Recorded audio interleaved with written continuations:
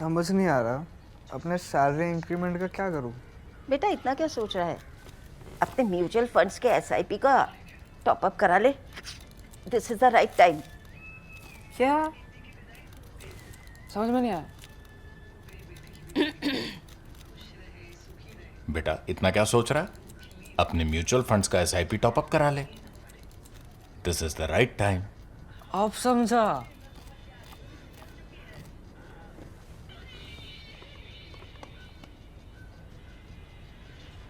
Mutual fund investments are subject to market risks. Read all scheme-related documents carefully. Everything in India is politicized, as it should be in a democracy. The thing that is the least politicized is defense budget. There is some politics over it, but it's very interestingly politics only in one direction, which is that everybody wants India to spend more on defense budgets. At the same time, everybody, when they come to power, keep it very controlled, very constrained, because remember, India has a deficit economy. India has many other priorities. We are a very poor country. The poor in India need help, welfare, what we call as freebies.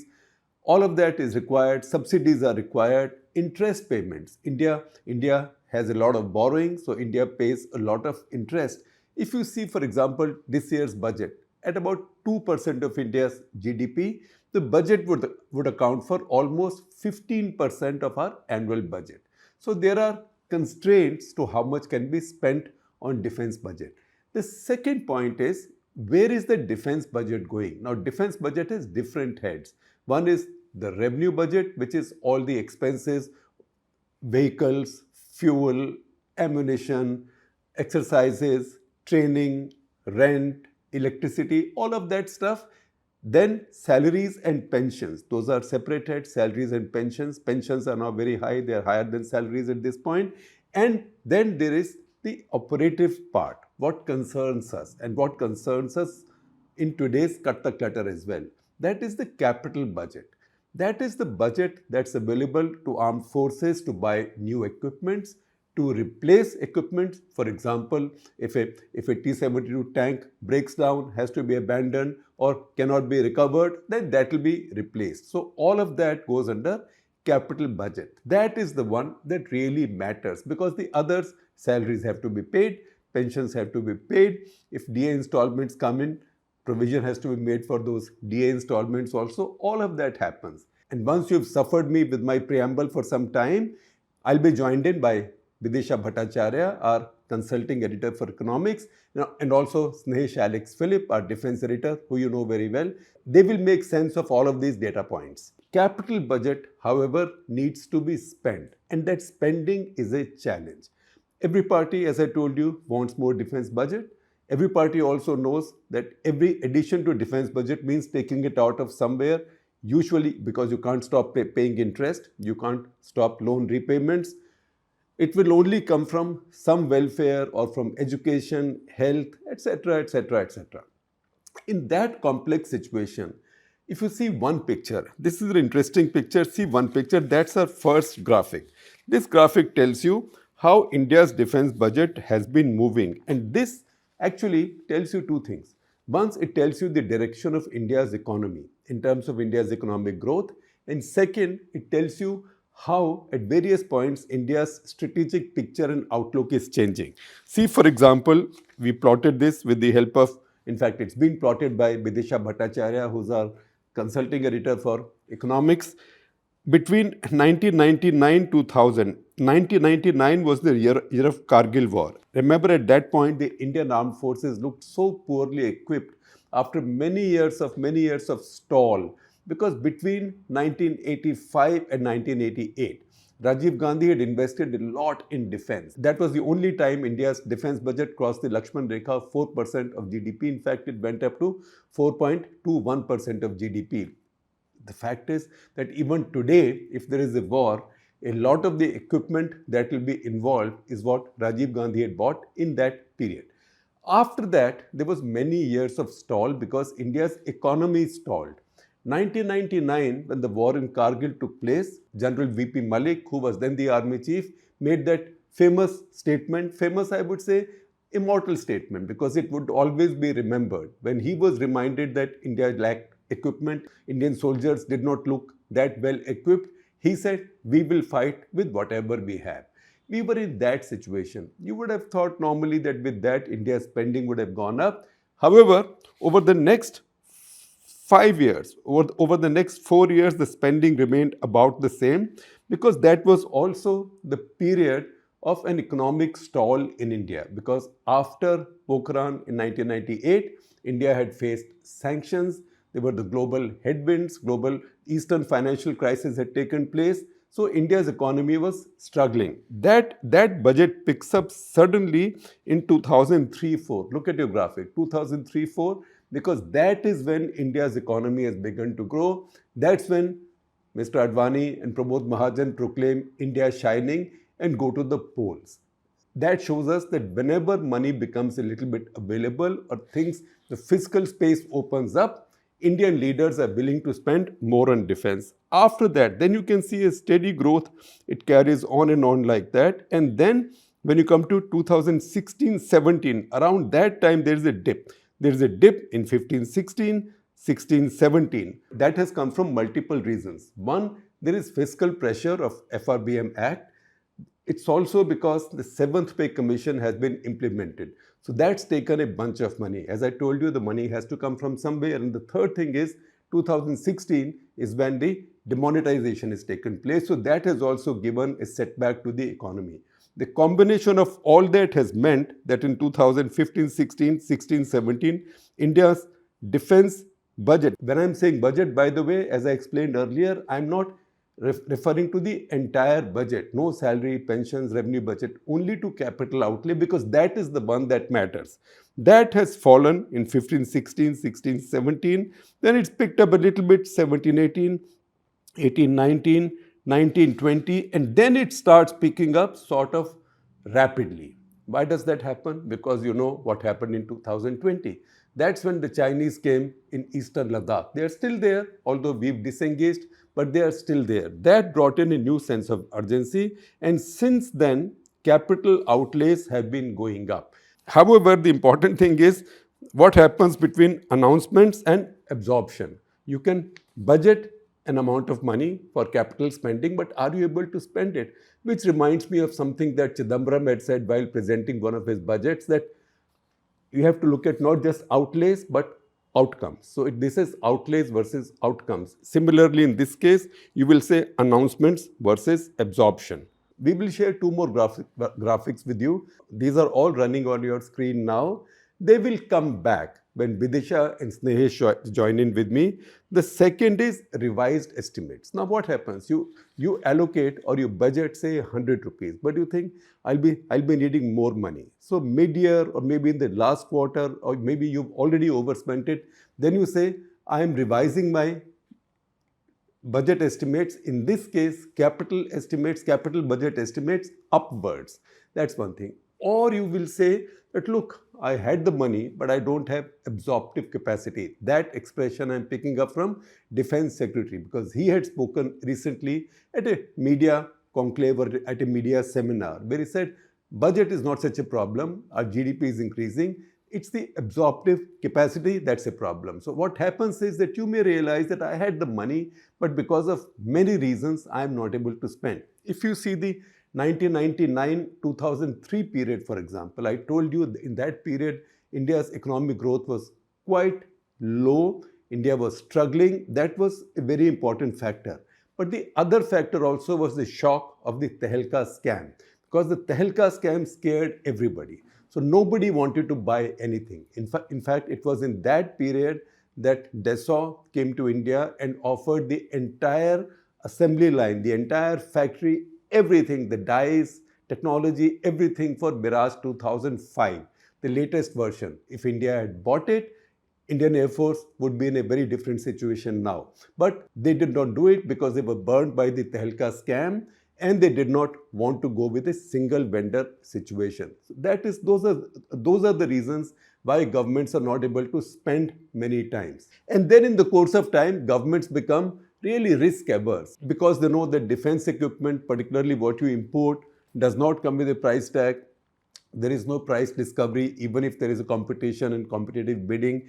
And the arms bazaar is a nasty place which has a lot of fixers, lobbyists. They can plant stories, they can plant information, and no politician or no civil servant and no military officer wants to take the risk of cases starting, particularly after they leave service. And that is what has built this great hesitation in the Indian political, bureaucratic, military complex about spending on defense. The other graphic I will show you is revised estimates versus budget estimates. In some cases, it's higher. When it's higher, revised is higher, I'd say it's virtuous because India spent more money.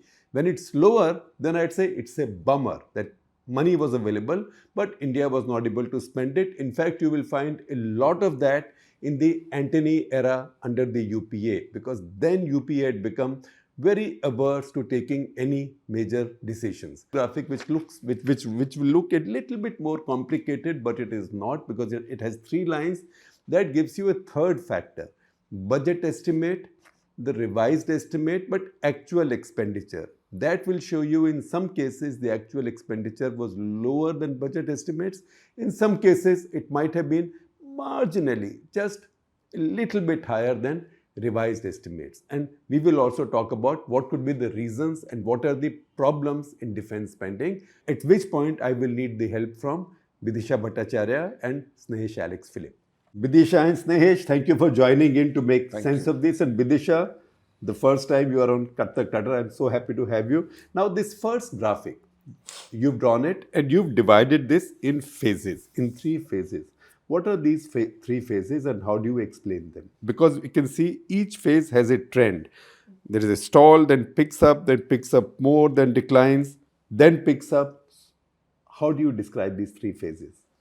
Thank you, Shekhar. Before I get into the 3 phases, I feel like I've divided them from an economic perspective, and it's important to define very clearly what do budget estimates, revised estimates, and actual expenditures mean.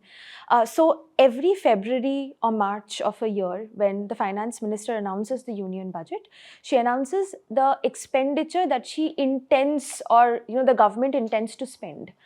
That is the budget estimate. So basically saying that we intend to spend 10 lakh rupees.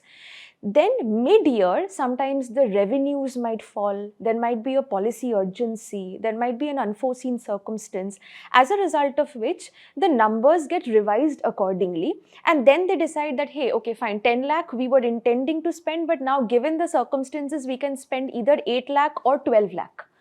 This is the revised estimate. The best part is budget estimate reflects sort of a planned number, a policy signal, and revised estimates kind of give the fiscal reality of the picture as to what's exactly going on presently.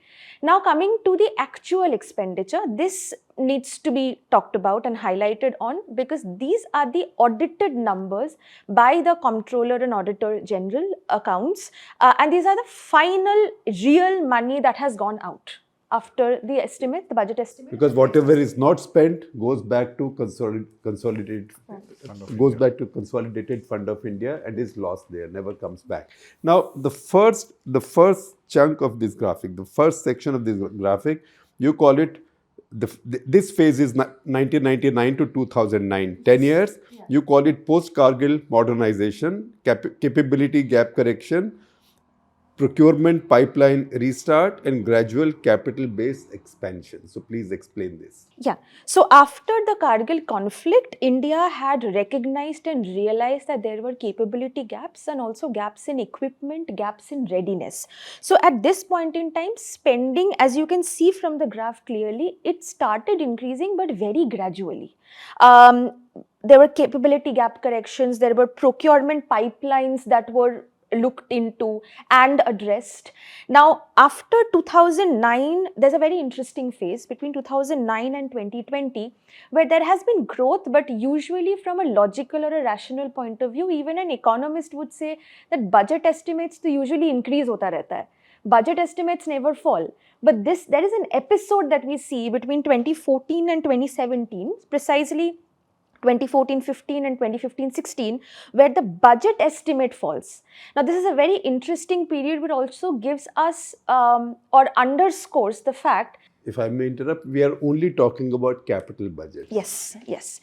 And why I would like to specifically talk about this phase, because this gives an economic explanation of why capital expenditures are kind of easily gotten away with, are usually can be postponed, and what happens exactly in this entire picture. Now, between 2014 and 17, three economic significant shocks kind of surfaced, or not shocks but changes that had happened.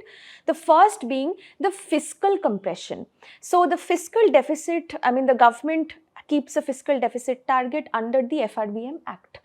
If I went That to is the Fiscal Responsibility and Budget Management Act. Yes. So in that target, I went back to the budget numbers. In the Union Budget 2014 and 15, it was announced that the fiscal deficit target would be 4.1%, and it was targeted to be reduced to 3% in 2016-17. So there was a very sort of mindful reduction in the fiscal deficit that was taking place. Now, the only way that is possible is to tighten the government expenditure. Now, it's important to understand, as you rightly stated earlier, that government expenditure can be of two kinds. There's revenue expenditure and there's capital expenditure. Revenue expenditure is salaries, pensions, maintenance. Capital expenditure is buying, fighter jets, artillery, infrastructure. So now what happened is, at the same time, something else happened, or not precisely the same time, but around 2016, the 7th Pay Commission increased the salaries and the pensions. So the revenue expenditure went up, the fiscal deficit was being reduced, as a result of which capital felt the squeeze. Yeah, and two more things happened. One, demonetization. Yes. And second, most importantly, relevant to this, OROP was implemented. Correct. In 2015, 15, 16, and that's when the full impact of OROP hit the defense budget. So money got directed there. Otherwise, budget would have had to be increased greatly. So you call this phase the second phase, which is 2009 to 2020, 11 years, you call it the phase of institutional expansion, major platform acquisitions, because some did take place.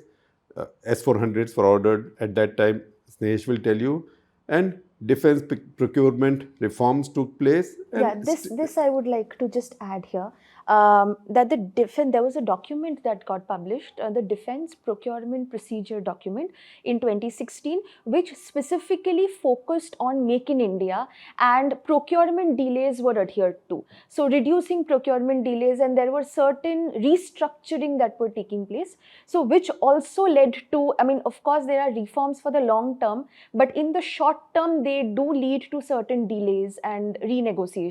Snehesh, what were these reforms, these defense procurement procedures, and were they adding more layers to this bureaucracy, or were they actually a reform?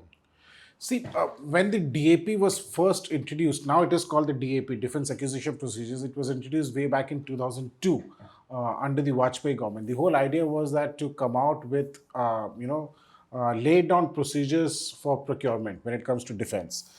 Since then, multiple versions of the document has come out. Initially, I don't remember the exact number of pages, but initially the 2002 document was a very thin document, right? And as the years passed by and new versions came out, it became thicker and thicker and thicker. So in 2016 is when the NDA or the Narendra Modi government came to power, and then we had the defense minister, late Manohar Parrikar, who was a technocrat, and he was somebody who understood the system. He understood what ails the system, because he himself was also used to run a business. So he knew about the numbers and all. And when he used to talk to us, he used to talk about the fact that there are a lot of delays in the system, and the system needs to be lighter in the sense so that the procurement is done faster. He felt that the DAP is supposed to not make procurement difficult. The DAP is supposed to make the procurement easier, and that's when the 2016 change take place. So if you look at these numbers, and she was talking about the fiscal deficit. So in 2016. Is when the defense budget, as she said, the B dropped. So from 2015-16, the B was about 85,894. And the next year, Capital budget. the capital budget, and the next year, that is 2016-17, it dropped down to 78,000. In spite of inflation. In spite of inflation, it was further revised in the RE. It was revised down to 71,700. Interestingly, that's the year when the Uri happened, when the Uri attack happened, and that's the year when the surgical strike took place. So despite them bringing the numbers down to rupees 71,000, they ended up spending 86,000 crores. Right. So that's a huge jump there. And this is also a very classic case, you know, and as in economics, textbook economics, we study about crowding out and crowding in. This was a classic case of revenue crowding out capital, this particular period. Right. So, yeah. That's what happened. Your third phase now, your third phase is called strategic acceleration. This is 2020 to 27. That's now the budget that's now been presented. That will begin from 1st of April. There is a sizable increase there. You call it strategic acceleration, post-Galwan emergency procurement, Atmanirbhar Bharat defense push, capital prioritization shift, and visible slope break after 2020. इसको आप explain कीजिए. Bilkul. So, as we are seeing that budget estimates are increasing consistently. However, after 2020, after the Galwan clash with China, there has been a significant jump and an increase in the budget estimates and also the revised estimates. Now, before I get into the economic signals and the economic reasons, if there is one word that I could coin for what exactly or what one indicator that was pushing all these economic factors, it would be urgency. So there was strategic urgency because security risks were very, very visible and the government prioritized immediate capability enhancement. At the same time, we had emergency procurement power. So of course, I mean, as Snehesh rightly stated, you know, procurement delays were being looked into, restructuring, procurement restructuring was being addressed. The delays were reduced to a great extent, and then comes the upward revised estimates. Now that's very interesting, which would be, evident from one of the charts where we are talking about all the three numbers, budget estimates, revised estimates, as well as actual. This is the period where gradually we see that the gap between the revised estimates and the actual expenditure starts narrowing. So, earlier to that, of course, the revised estimate was increasing, decreasing, depending on the urgency, political urgency, policy urgency. However, here, this was something, the execution, in my opinion, improved. Snehesh, if I see this carefully, and we'll share a bar chart also with you. Sometimes bar charts make it easier to understand. Look at this bar chart. So what's going down shows you underspend. So when the bar chart comes down, it tells you underspending compared to the estimates that were available. And there are several years, you can see 2012-13, 11-12 also a little bit, 12-13 before that 2009-10, 11-12 a little bit, 12-13 significant, 13-14, these were the Antony years. Significant, 14-15 quite significant, all Antony years. And 2015-16, the first Modi year, also quite significant. Then we start using our allocations up to 2020-21. In fact, not just that, we start increasing our revised estimates and spending them. Now, you might say that we just said that 2016-17, 2017-18, there was a decline. There was a decline in the overall capital budget. But at some point, this was revised upwards and that money was spent. After that, Snehesh, very interesting, 2023, 2022, 23, 23, 24, 24, 25. The 3 years preceding Op Sindoor, we underspent. Our revised estimates were lower than our budget estimates. So what happened then? Where did we go slow? See, that's what. So I think most of the expenditure, the jump in expenditure, as you mentioned earlier in your talk, is the fact that the jump in expenditure happens only which is linked to an incident. So you would see a drastic jump in 2016, 2017, right? That's when the Uri attack Uri. happened and the Modi government. So from 71,000, the revised estimate, the actual expenditure was 86,000. So Yes. that's a huge jump. Yeah, that's 20%. Yeah, and then the big jump, or not a really a big jump, but the Real spending. the real spending comes again in 1920. 2019, 2020 is the year when the Pulwama attack happened and then the Balakot strike took place.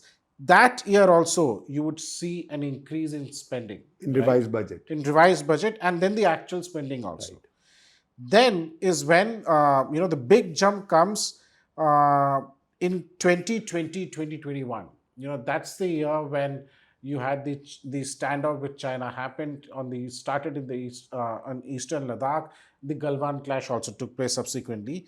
That year, the budget estimate was 1,13,734, which was revised to 1,34,510, and the military actually spent the entire amount, right? And then again, there's a slight increase in the budgetary estimates and the actual spends in 2021, 22. But as I said, subsequently, for the next 3 years, the spending has come down. The spending has come down. I would say, while people would look at procedural delays and things like that, I think there was a sense of urgency that was lost.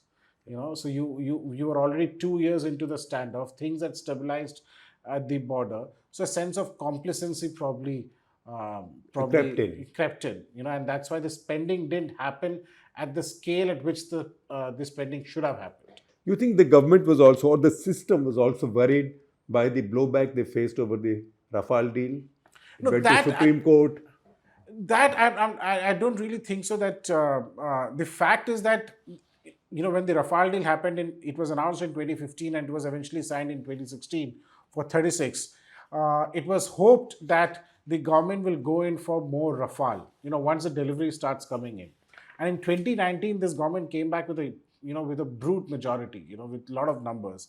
At that time, many of us, including me, expected the government to go in for more Rafales, and that was the ideal time, because the 2019 elections was also fought on the whole Rafale scam, campaign by the opposition, right? Despite that, the government didn't go for it. That has been alluded to the fact that because the government was being extra cautious given the whole scam saga and the scam campaign.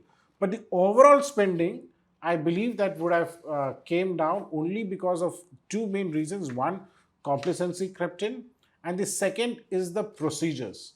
So if there's an urgency, you tend to speed up the system. But the system itself is designed in such a way that it slows down the procurement rather than fast tracks the procurement.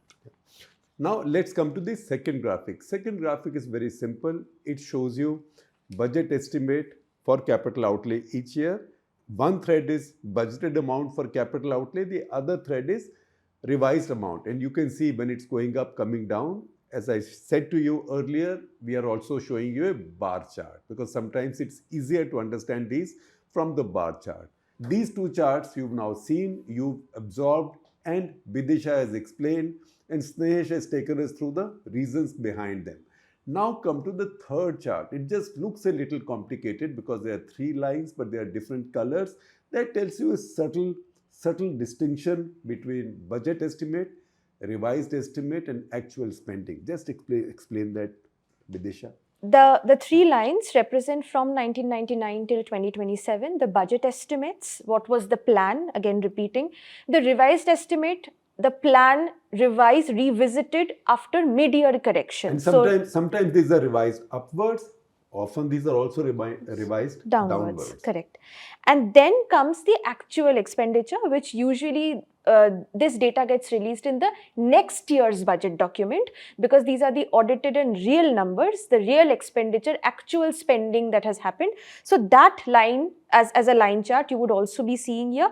What you find very interesting is, of course, I mean, there has been a zigzag pattern in certain periods, but post 2020, as you can see, you will very clearly see budget estimates, of course, increasing, but the revised estimate and the actual expenditure the gap between them narrowing and coming very close to one another, which shows tightening sort of in terms of fiscal governance, and that definitely reflects Also, efficiency. ability to spend. 100%. So, Yeah. Snehesh, what has improved this ability to spend now? And explain also this emergency procurement procedure. How does that work? And what is the extent of it? See, on the second question, the emergency procurement is the the system recognized, the government recognized that the procurement system takes too much of time. So if you go by the current DAP 2020, the ideal time for procurement works out to be about 3.5 years, right? That's the ideal time, right from the stage of when it goes to the Defense Procurement Board, which is procedural things, or I should say, from the stage when the services move in a proposal till the acquisition is supposed to take about 3.5 years. The fact is that there is no procurement which happens in that timeline. The procurement, usually projects would go on for 5 years, minimum 5 years and beyond, right? For example, one would always assume that the government to government deal is something which would be fast tracked. But let's take the example of the recent DAC clearance that was AON clearance, that acceptance that was given to the Indian Navy's proposal to buy 6 additional PA ties. These are anti-submarine warfare, maritime surveillance and anti-submarine warfare aircraft, which is manufactured by the US. And the Navy company loves Boeing. them. The Navy loves them, right? If you go back to the history, it was in 2019 when the DAC first accorded AON to the proposal. For these additional For these PA ties. additional 6 PA ties in 2019. In 2021, the US had approved the deal. And the US Congress, the US State Department approved the deal, and a notice was issued in 2021. And now in 2026 is again a fresh AON has been given over certain pricing and procedural changes that had to be done, right? So even a government to government deal is taking from AON given from 2009 7 years now, 7 and by the years time now. delivery takes place, another 1.5 years or 2. Yeah, so which means that it took 7 years for the proposal to even go forward, and the contract has still not been signed yet. In the next fiscal, the contract would be signed. So the government realized that the procedures are too long, so hence they came out with this emergency procurement pass that was first initially given to the service chiefs, then it was subsequently given to the vice chiefs and the commands, right? Under which they could go ahead and procure items worth up to rupees 300 crores. Without going in a fast track procurement manner, without going through the DAP process. Now, which enable the forces to acquire things, even if on a smaller scale, acquire things which were needed on an emergency basis. So that was the whole idea why this was pushed. The other reason why the numbers go up is because if I'm just looking at the figures from 1999 till 25-26, if you see under the UPA government, except for once in 2010-11, right, when they spent more than what they had estimated. I suspect those must have been advances for C-17s and C-130s. Exactly, that's the year when Obama came, yes. had come in and he had announced. Even in the Mumbai terror attack year, that is 2009-10, the B was 54,000, which was then revised down to 47,000. Of course, the eventual spending, thankfully, was more than the revised estimate, which was at 51,000, but below than what was originally estimated also, right? And if you see the UP era, consistently, the RE as well as the actual spending is less than what the BE was. So we were not wrong in blaming Mr. Antony in that period. Of course, nobody was wrong in blaming the lack of decision-taking process that was there. So I would say that it's not just the minister alone who takes the decisions, it's the cabinet and the whole system which works around it, right? So you think the system has dropped the phobia now? The system has indeed dropped the phobia. This under the Modi government, defense also has been the. And there is a new DAP now. There's a new DAP now, which is out for public circulation. Public debate. Yeah, which is out for public debate. The new DAP would be known as a DAP 2026. It should be out in the next fiscal. Can we share a link of what's in public debate? Of course, it's there on the MOD website, but we will also share a link on in the description box below this video. Bidisha, in conclusion, are there any reforms to the system that you would suggest? Definitely. I mean, we were just discussing about the procurement delay bit and how long does it take, because this leads to, as I had earlier stated, every time there will be either some form of pay commission, some form of reform, which will have to push the revenue expenditure up, will have to make the government address the revenue section, as a result of which capital expenditure always becomes the easiest to delay. Right. That should not happen. That should be adhered to. And this the procurement restructuring, addressing these capacity constraints, the capability gaps, it's high time that these are adhered to and these are addressed. Yeah. So underspending on capital expenditure is a bit like, just using a very simple example. Capital expenditure is an essential expense. It's like, how much are you budgeting? How much is a household budgeting for buying milk for itself, right? Say suppose your budget is 2,000 rupees in the month.